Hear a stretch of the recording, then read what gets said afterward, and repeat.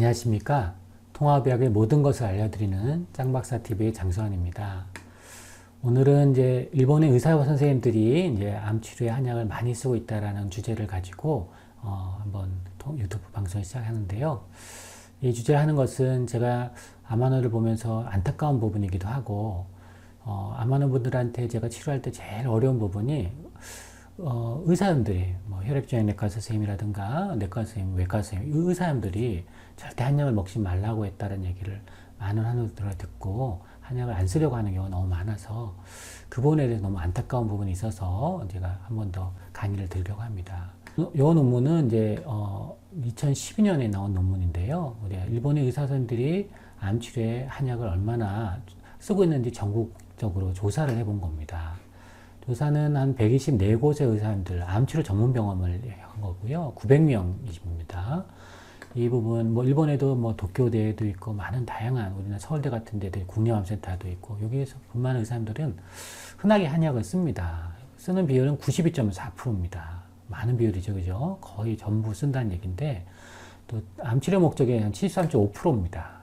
암치료 목적으로도 많이 쓰고 있군요. 그죠? 일본은. 이 의사님들이 이제 한약을 일본은 칸포라고 하는데 어떤 경험을 하고 있는가 봤더니 항암의 부작용 개선이 거의 한 70% 이상을 경험을 예상한다는 거죠. 실제 이분들이 경험을 하고 있고 삶의 질 개선이 많이 되고 있다. 67.8%, 방사선 부작용 개선도 많이 되고 있다. 60% 이상이고요. 면역도 많이 자극이 될 걸 효과를 기대한다라는 것도 거의 50% 가까이 이상 나옵니다. 그래서 일본의 의사님들은 흔하게 한약을 쓰고 있기 때문에 이 효과도 잘 알고 있는 거죠. 왜냐하면 일본은 20년 전부터 전국 의대에서 다 한약을 배우고 있거든요. 근데 우리나라는 의대에서 배우고 있지 않습니다. 한약을. 당연히 혈액종양내과의 가이드는 뭐냐면 모르면 하지 말라가 가이드다 보니까 당연히 한약을 배우지도 않았기 때문에 모르시죠. 그러니까 하지 말라라고 자꾸 하실 수밖에 없는 그게 안타까운 현실이죠.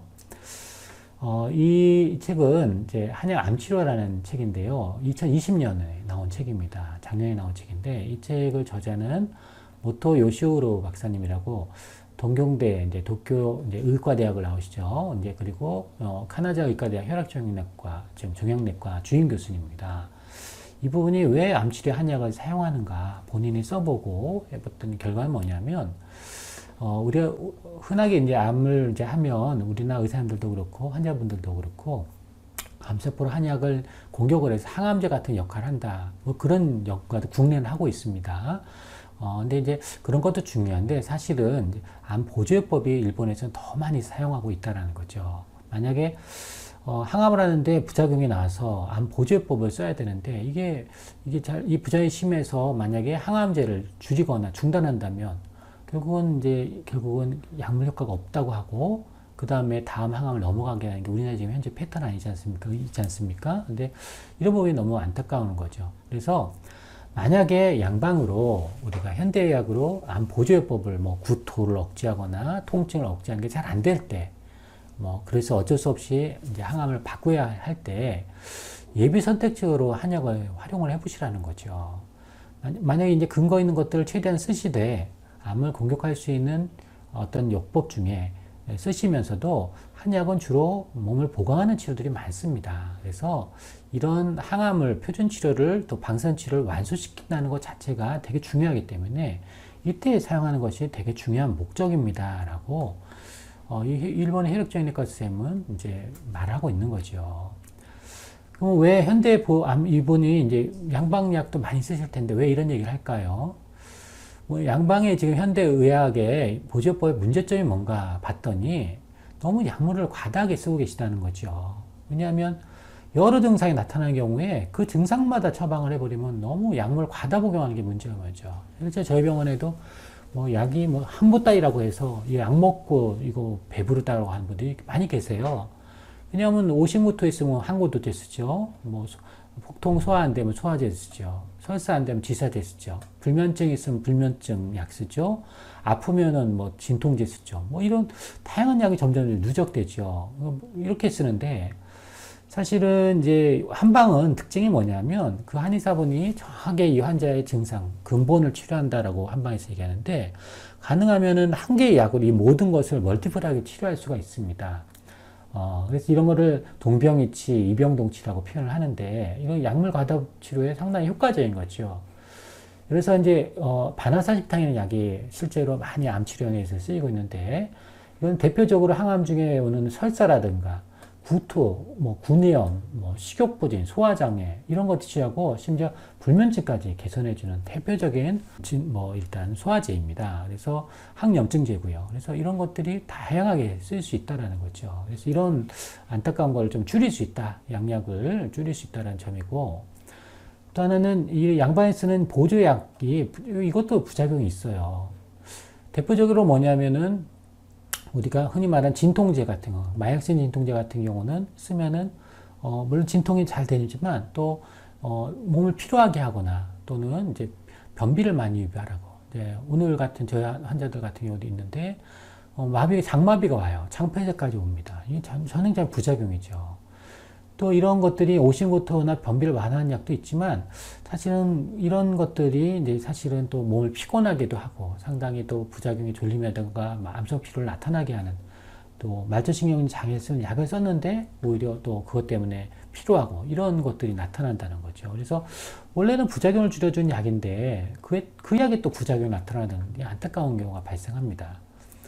사실 이제 한방은 양방에 비해서 부작용이 적습니다. 항상 의사님들이 한방에 간 기능 장애가 걱정하시는데 당연히 양방에 비해서 빈도가 상당히 낮고요. 또 게다가 전문 한의사가 또 우리가 검증된 우리가 최근에는 한의원에 쓰는 모든 대부분의 약은 반드시 식약청의 허가를 득한 약만 쓸 수밖에 없습니다.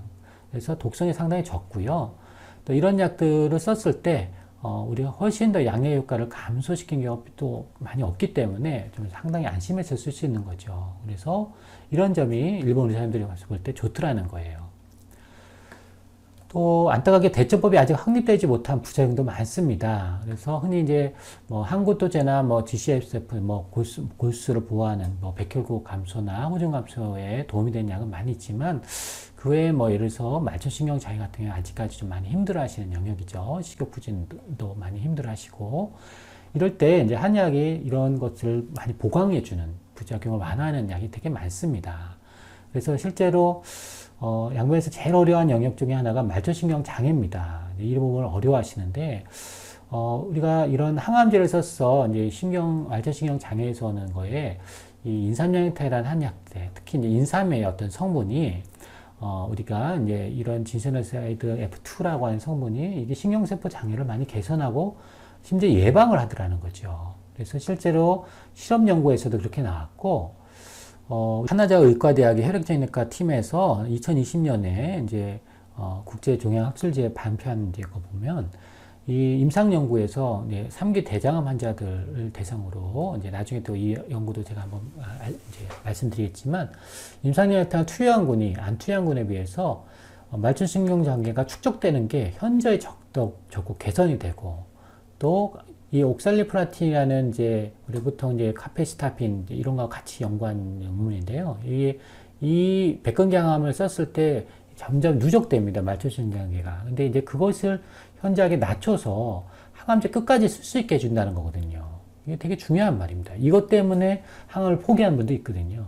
그래서 근데 안타깝게 이런 약이 있는지도 잘 모르십니다. 그래서 이런 것들이 상당히 좀 도움이 된다라는 거고 또 전문가가 부족하다. 이게 무슨 얘기냐면 우리가 항암제 연구하는 인력은 전 세계에 일단 많아요. 일단은 그 부분이 되게 중요하다는 거죠. 근데 어떻게 보면은 이 암 보조 연구도 되게 중요한데 생각보다 연구자가 전문 연구자가 많이 적습니다. 국내도 그렇고요. 그래서 이런 게 되게 중요한데 우리가 일본 같은 경우는 일단은 이런 부분에 연구 모임을 아주 많이 활성화하게 해놨습니다. 오심고토, 점막염, 신경장애, 통증, 피부 증상에 또 나이에 따라서 많이 했고요. 이게 종양내과나 이런 거에서 많이 심장병에 대해서 총력전을 펼치고 있는데 우리나라도 이 총력전을 해야 되죠. 근데 많은 이제 우리가 대학 5대 암센터를 하시는 분들 보면 물론 이제 다학제를 하신다 그러세요.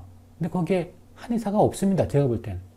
제가 아는 군의학센터도 없고 삼성병원, 서울대 한의사 한 명도 없어요. 당연히 모르죠. 한방에 대해서. 근데 일본은 달라요. 17개 모임 연구에서 한방 모임이 있습니다.